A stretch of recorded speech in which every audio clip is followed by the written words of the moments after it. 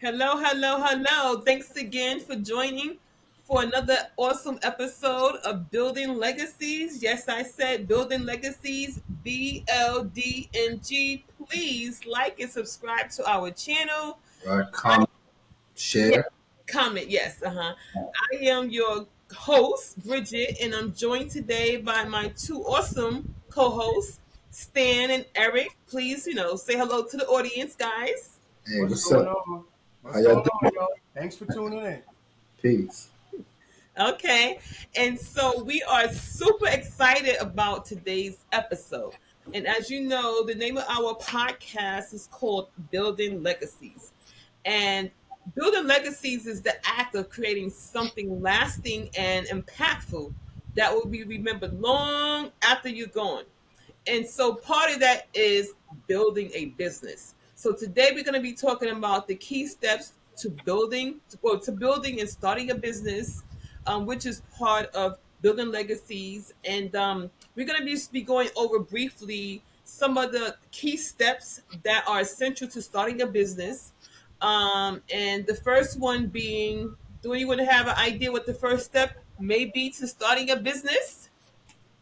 Uh, the idea of the business idea. Absolutely, absolutely. Because if you don't know where you're going, you know how you're going to go there.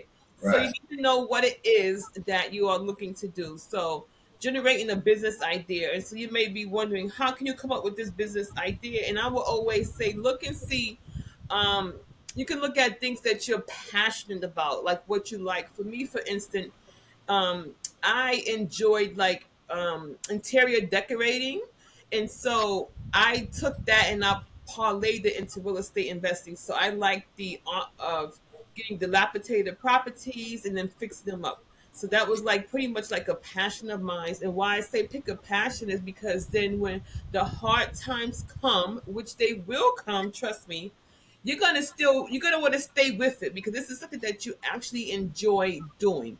So, for me, that's how I came up with my business idea. I'm not sure if you, Stan or Eric, use the same principles when you were starting your own business.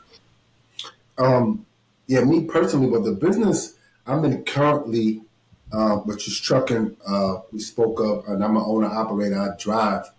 Initially, driving for me wasn't something that I really enjoyed. I became accustomed to it. But I seen it as a way initially for me to um, get my independence from the 9 to 5, right? And even though I went from a 9 to 5 to like I work like 20 hours a day now, you know what I mean? But I don't mind because it's for myself. But it wasn't so much the actual um, part of driving that was the passion for me. The passion for me was getting my freedom from the 9 to 5, and then I'm able to create my own schedule, things of that nature. So I had to discipline myself so that I could say, okay, I got to drive every night, sometimes 7, 8 hours a night. Um, so I just had to, learn to like it and develop a passion for it. But I definitely understand you want to have a passion for the thing that you are embarking on because, like you mentioned, when those times get rough and tough, it's easy to abandon ship because your heart is not into it so much.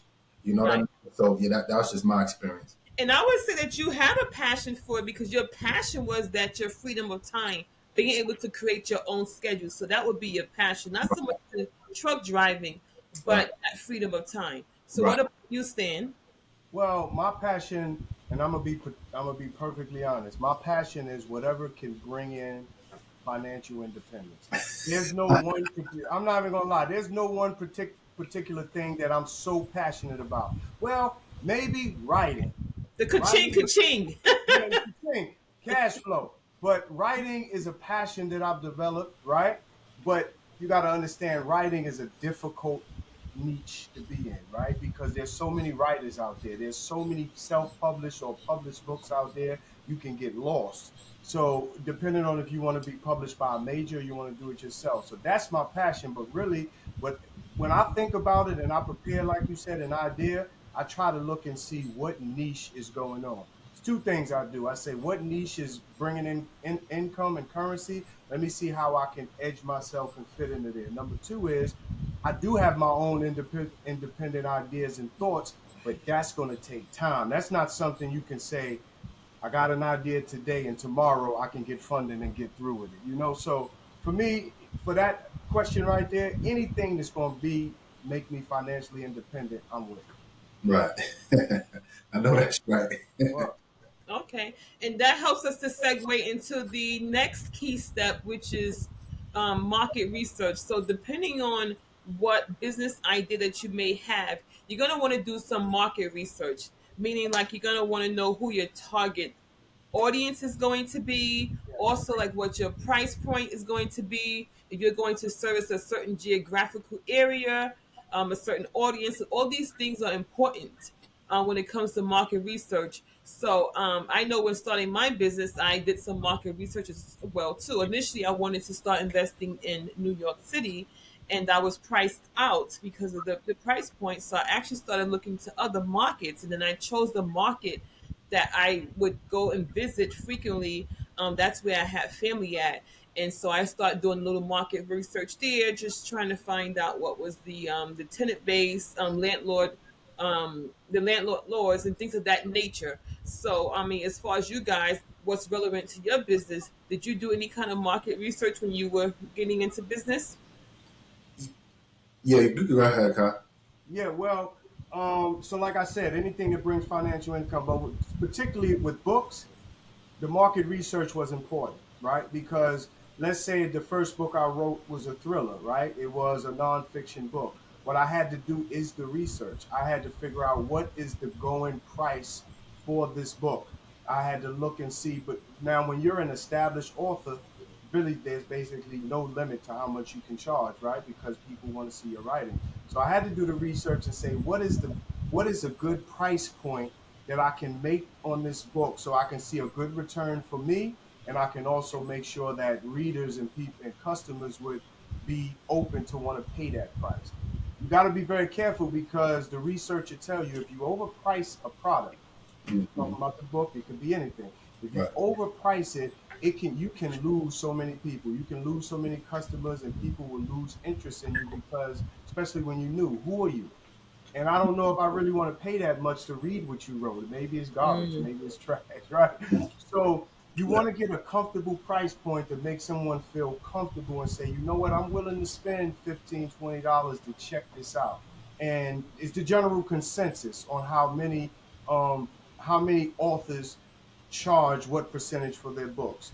You have to understand also, if you go through Amazon independently, they'll show you how much your profit is going to be. It costs this much to produce the book. It costs this much for someone to buy the book, and this is what your profit. You can make it like this if you feel you can sell it, or you can go like this so that more people can be into it. So that's the marketing research I did into it. I looked at Goodreads. That's a good app to go to, as well as the information on Amazon, and also the New York Times bestsellers. All these different places show you how well your product will go depending on the competition that you have.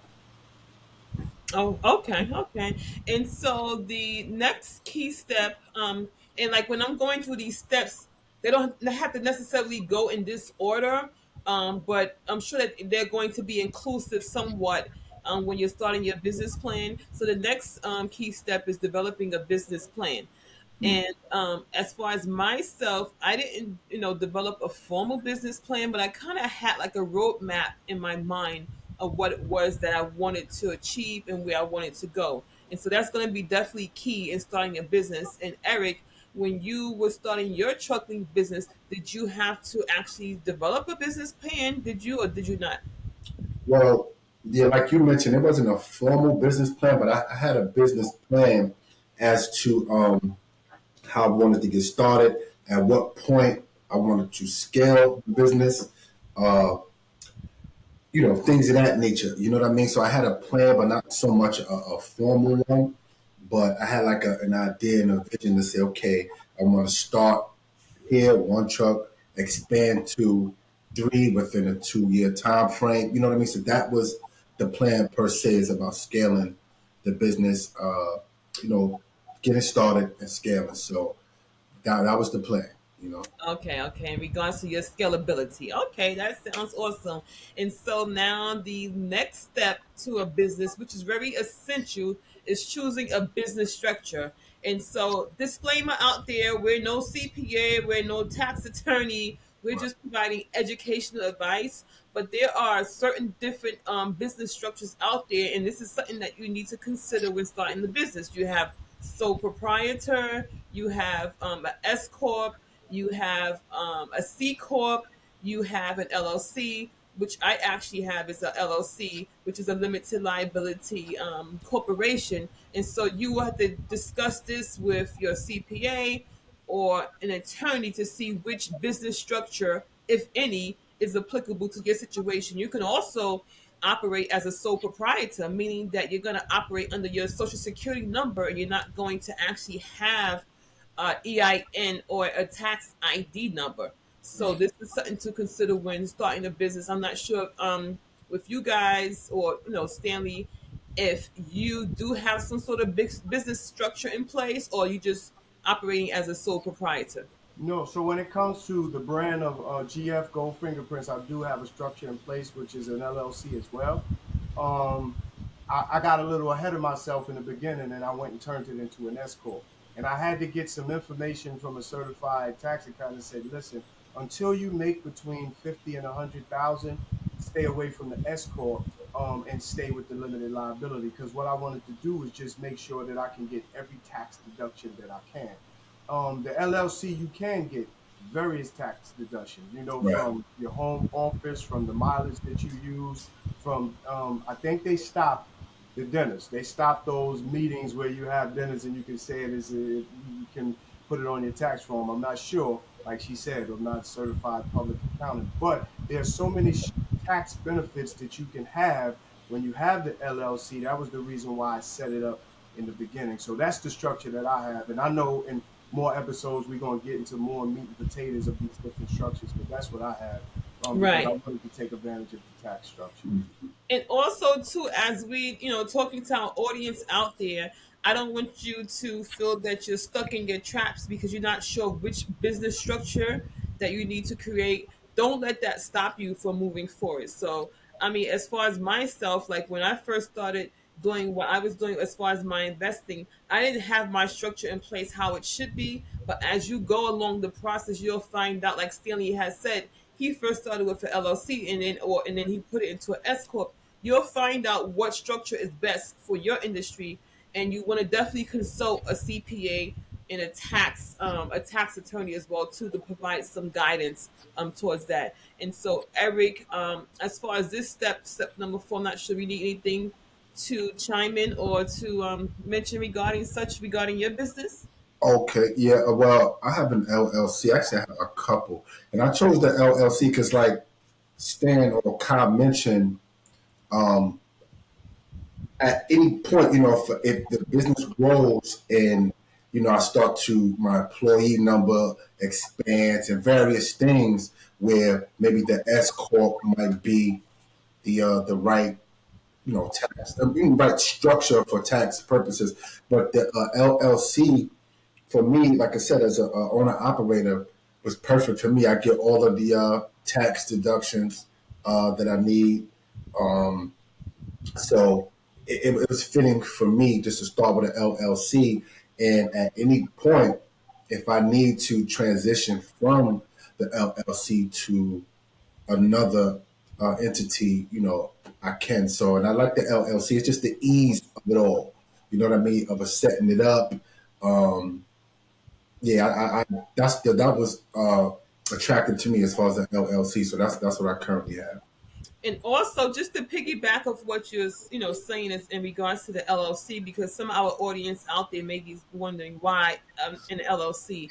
And as far as what I was informed by my CPA is that LLC, it provides limited liability protection. So if something was to happen within that LLC, somebody couldn't come and sue you personally for your personal assets. They can only Right. take what's inside that LLC. So these are things that to consider when you're Right. starting a business, because this is a very litigious society that we're in, and people are always looking to take what you have. Absolutely. You want to definitely, make sure that you have your right structure in place. In addition to the structure as well, too, when it comes to insurance, having the right insurance in place as well, too. That's very important.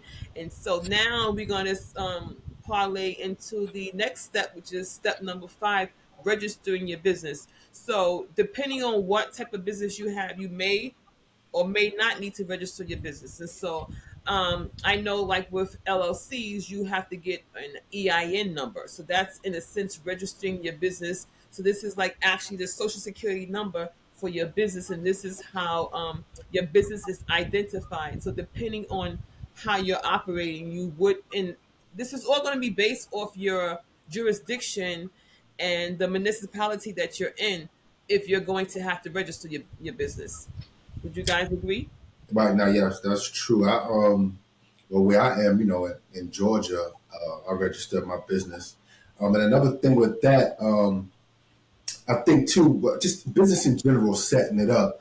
I think prior to me acquiring the knowledge, I thought it was way more complicated than it actually is, as far as the process. Just going through the Secretary of State and things that is, it's a very simple process. You know what I mean? And I remember, like I said, reading and studying it first, and I'm like, wow, that's it. You know what I mean?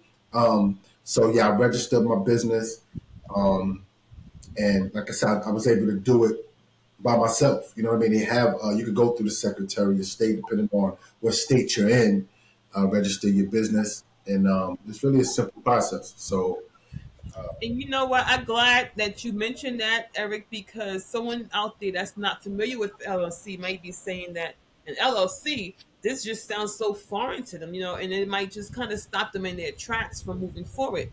But, initially you thought that the process was more involved than what it was. And you actually said that when you found out, it was quite simple. It was something that you was able to do yourself. right, exactly, getting your EIN number, easiest thing in the world. Like I mean, like I tell a person, to do their research, obviously, consult with someone if you need help, things of that nature. But for me personally, I do all that myself. You know what I mean? It is 5 minute process. But in regards to once you're registered your company, you get your EIN number, and it take minutes. You just go through the process. I've done it countless times, and so like in theory, it seemed like a very complicated process, but it's really not. But it requires research, so you don't want to miss a step or not do it correctly, because then it might bite you in the behind later. But you could hire. There's plenty of companies that'll do it for you, for small fee or whatever. But yeah, it seemed intimidating before, just hearing about it, like wow. But then Hmm. you say, oh wow, this wasn't that bad. You know what I mean? Yeah. Yeah, yeah.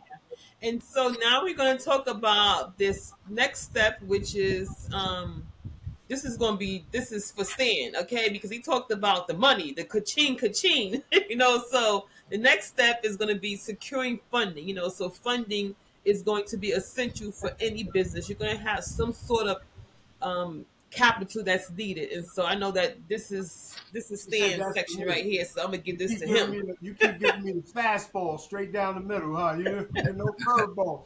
But so to answer your question as honestly as I can. So the funding is steps that you have to go to get that. Me personally, I haven't went through that process to get funding, because what I've been doing with my business is reinvesting every dime that I get. So sometimes when you have a business, you have to reinvest that money. You're not really going to have enough to pay yourself. You're not going to have enough to take off from the side, because you steadily reinvesting so that you can get more customers and increase the business. Now, so when he said about setting up your business structure, remember, like you said, Bridget, when you get your EIN, you have to get you a Brad and Dunn's number. That's one of the important things you have to do, because Mhm. your business credit is separate than your personal credit.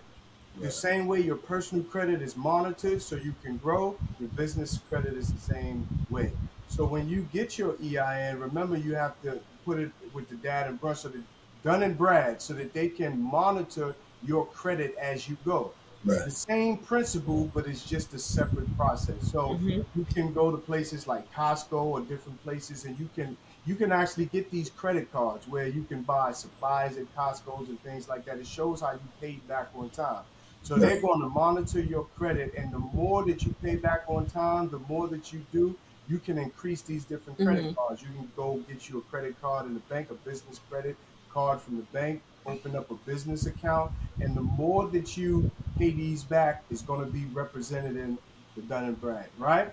And Mm. now it can position you down the line to get a greater reward, whether you go to the SBA, small business loan, or if you want to go directly to certain different places to get a loan. You have to first take baby steps and show that you are not just willing and responsible, And but we credit can ready. you're credit ready. Mm. So it's a step that you have to take to get credit ready so you can get your 25,000, 50,000 places you got to go for business funding. Absolutely. And then when starting your own business, sometimes you may have to start with your own capital. So I'm not sure this is the avenue that took, Eric, when you were starting your own business, but this is one avenue that I did. So Right. Me too.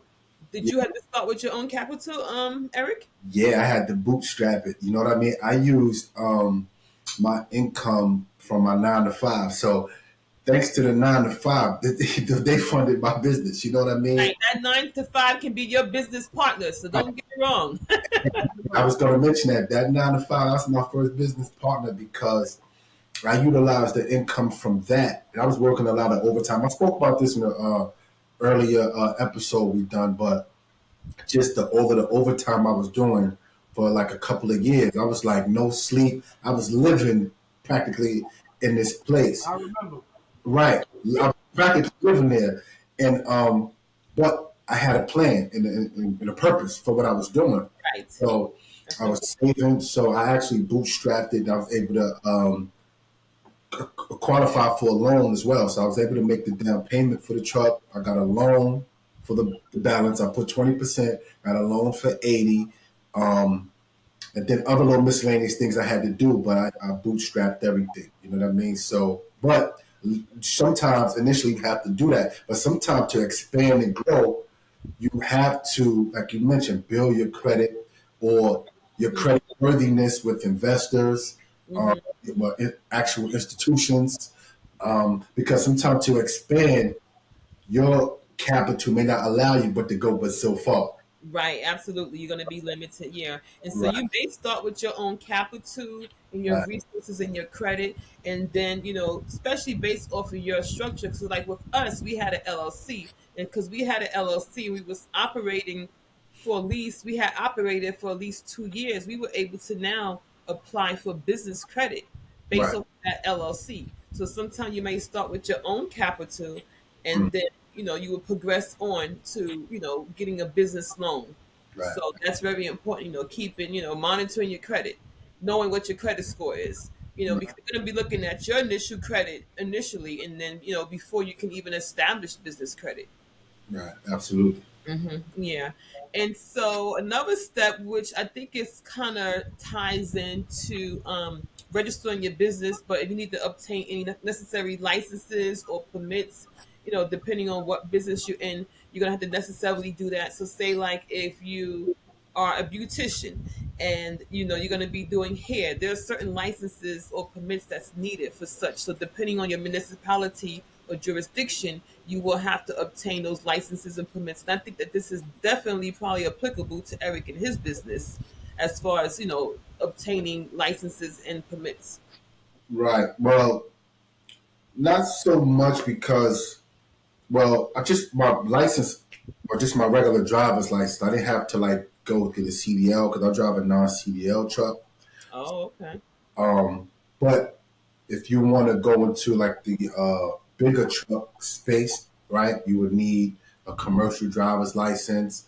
Um, you may need, if you're dealing with like hazmat, chemicals and things of that nature, you're transporting, you'll need permit and license for that. So, depending on where you are, what in the industry, that would dictate. what it is you need. You know what I mean? Because I know for people that haul certain chemicals, you just can't just do it. That you need certain qualifications to allow you to transport that. You know what I mean? And I, Oh, and okay. I want to add, I want to say something, Bridget, because for me, this ties into the two with the business.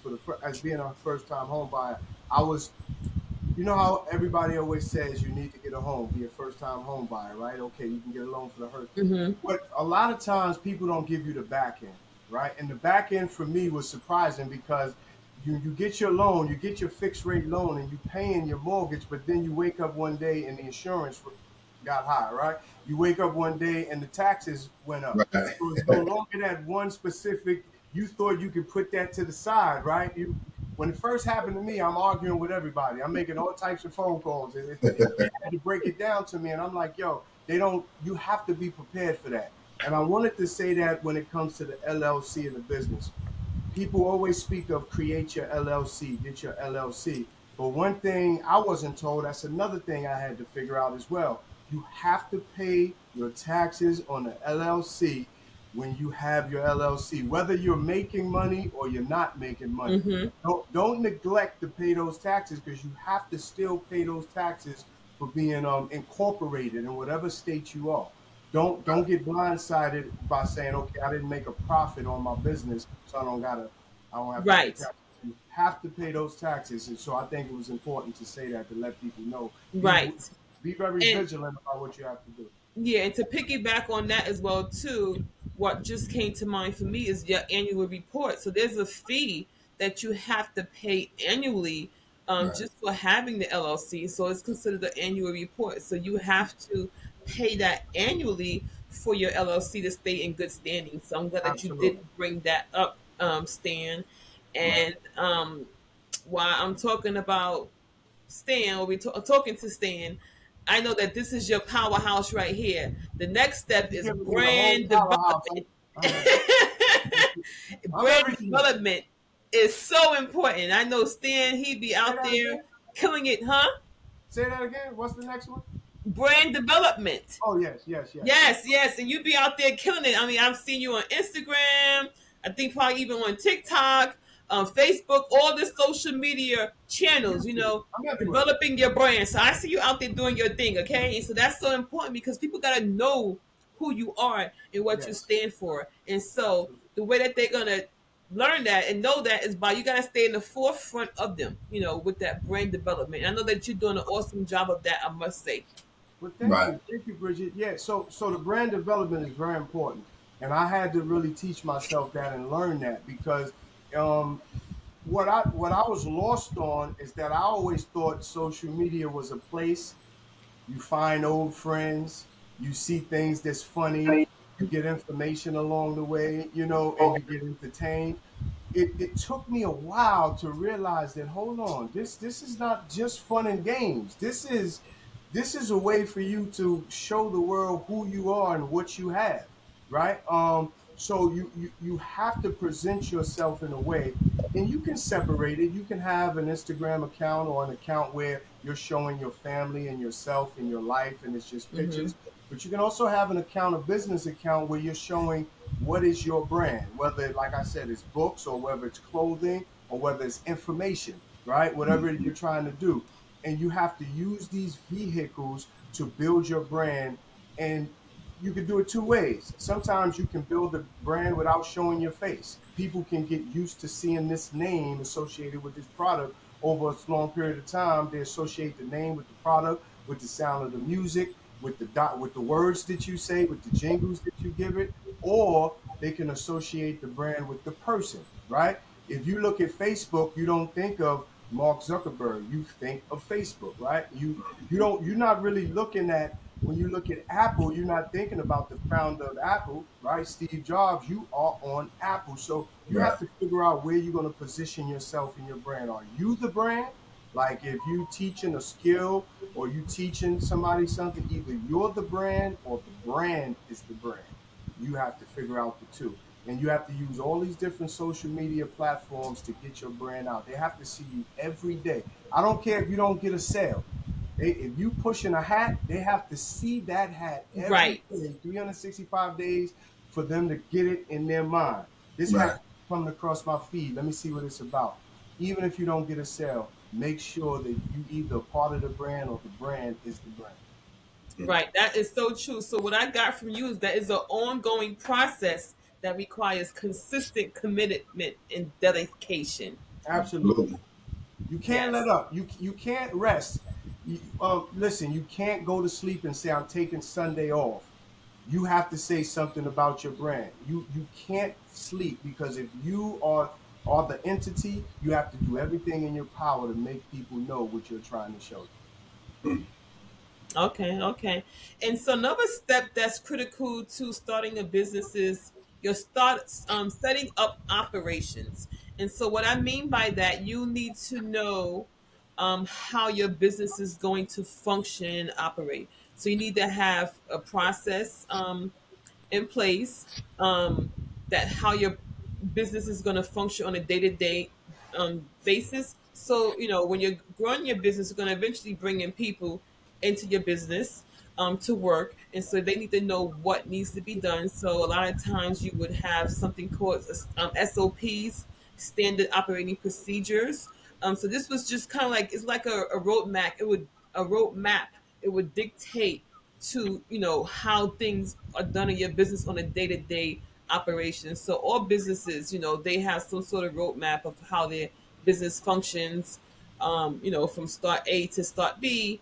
And so that's essential, when starting a business is your operations. If you guys have anything to include to that or add to that.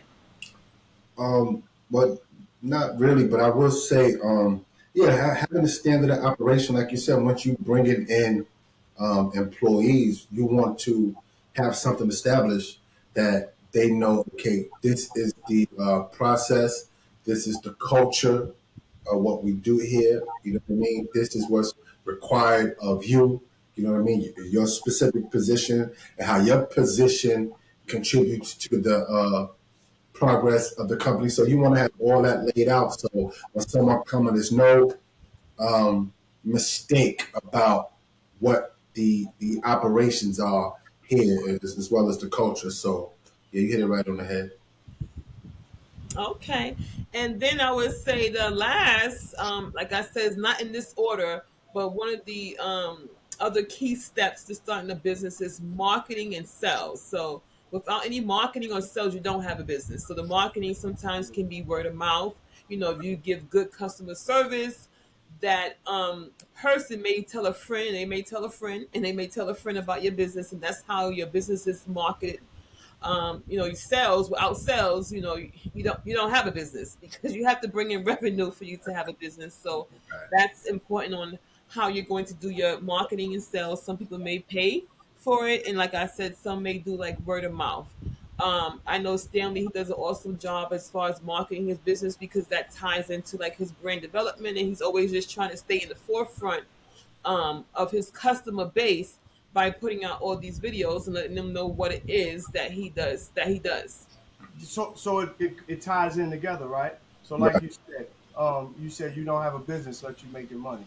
Somebody once told me you're not an author unless you produce a book, right? And I used to keep telling people I'm an author. They said, "Where's the book?" And so now I got the book. They say, "Okay, the book is all right. Where can I get the book?" So I'm saying, like, it's always steps and stages. But we talked about the brand development, but the marketing is very important. There's several ways to market. We can still go like the old days. You can get business cards. You can still hand out your business cards. Right now, they can scan your phone on the barcode, Hmm. and they can get your business right there.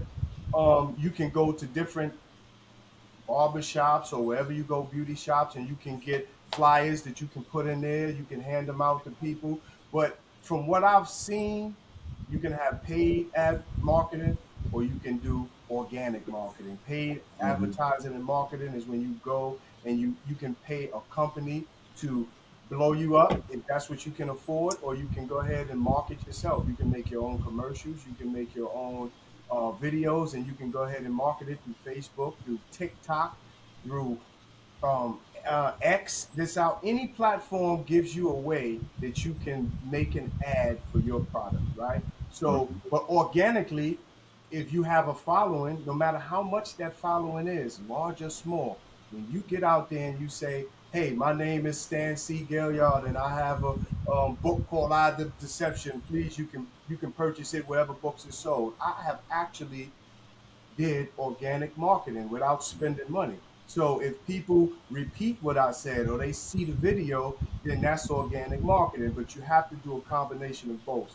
Physical, spend a little bit of money for marketing, but also remember, we said this in another episode, social media is free. You sign Hmm. up for free and you can Absolutely. post every day, 2, 3 times a day. If you got a bottle of water, post that water 2, 3 times a day. Let people know where they can buy it, what's the Hmm. name of it, and how much it costs.